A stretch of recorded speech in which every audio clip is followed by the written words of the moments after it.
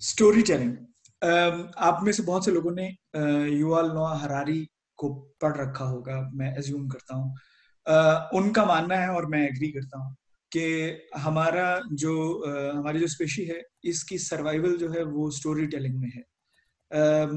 बंदरों का एक गौल जो एक दरख्त पे बैठा है, वो शेर को आते देख के सिर्फ गौगया सकता है, यानी कि आवाजें निकाल सकता है। वो ये नहीं बता सकता कि कितने शेर आ रहे हैं, किस रास्ते से आ रहे हैं और उनके तेवर क्या हैं।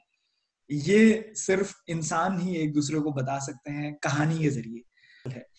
आज कहानी कहने की जो रवायत हम तक पहुंची है, वो बरसगीर की, अब मैं बात कर रहा हूँ हिंदुस्तान की, जिसे बहुत से नामों से याद किया जाता है। ये यहाँ पे स्टोरी टेलिंग एक बाकायदा इंडस्ट्री थी, आज भी है, लेकिन उस वक्त ये इंडस्ट्री अपनी पूरे उरूज में थी। उसका एक नमूना ऐसे पेश किया जा सकता है कि लोगों के घर जब कोई भी तकरीब होती थी तो वहां पे कहानी कहने वालों को बुलवाया जाता था।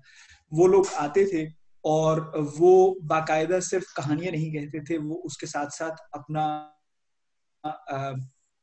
संगीत साथ लेके आते थे। उनके साथ पुतली तमाशा करने वाले लोग होते थे, उनके साथ नाटक खेलने वाले लोग होते थे, उनके साथ बहरूपिये होते थे, उनके साथ भाट होते थे, उनके साथ गीत गाने वाले होते थे, उनके साथ साज बजाने वाले होते थे। तो ये तकरीबन 100 लोगों का एक ट्रूपे होता था जो मुख्तलिफ जगहों पे जाता था, और ये एक दिन में मल्टीपल सेशंस करते थे। जब अंग्रेज सरकार यहाँ पहुंचे तो उन्होंने हम चूंकि वैसे ही इंसदाद पजीर लोग थे, उन्होंने इस सारी चीज को डॉक्यूमेंट करना शुरू कर दिया।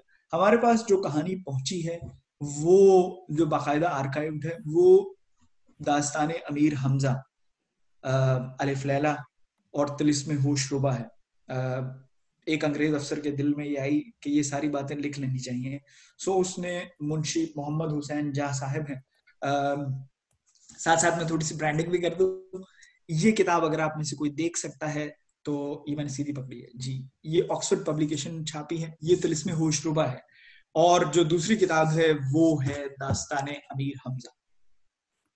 इन तमाम कहानियों में आपको वो सारे एलिमेंट मिलेंगे जो आज के मॉर्निंग शो में होते हैं। इनमें पॉलिटिक्स आपको मिलेगी, इनमें आपको रिलीजन मिलेगा, इनमें आपको एंटरटेनमेंट मिलेगी, इनमें आपको वो इश्यूज भी मिलेंगे, इनमें आपको जेंडर बेस्ड वायलेंस मिलेगा, इनमें आपको मैथोलॉजी मिलेगी, इनमें आपको सोशल करेक्टनेस मिलेगी जो उस वक्त की थी। कहानी लिखने के लिए बहुत ज्यादा जरूरी है कि पढ़ा जाए।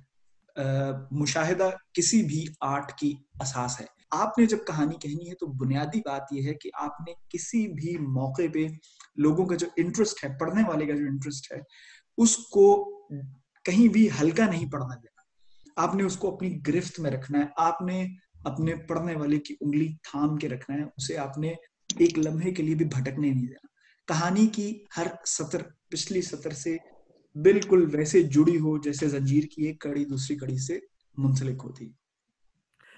हबीबा का सवाल है, how to maintain coherence while writing. उसमें ये है कि आप कोशिश ये करें कि जैसे आप बात कर रहे होते हैं दूसरे आदमी से, तो आपकी बात में, इस बात में अगली बात का हिंट है। मतलब आपका जो एक जुमला है उसमें आने वाली अगली सत्र का हवाला होना चाहिए और पिछली सत्र का रेफरेंस भी होना चाहिए। सो आपकी पूरी तहरीर में से किसी एक जुमले को अगर निकाल लिया जाए तो इट शुड फॉल अपार्ट। ठीक है। जब मतलब जब आप इस चीज को लिखने में प्रैक्टिस करेंगी तो आपको पता ही लगेगा कि ऐसे जुमले जो थे, मतलब अगर आपने को 3 सफ़े लिखे हैं तो आखिर में आपके पास कोई ऐसे एक आधा सफ़ा रह जाएगा जिसकी हर सत्र दूसरे से मुंसलिक होगी। वो जो निचोड़ निकलेगा वो असल चीज है।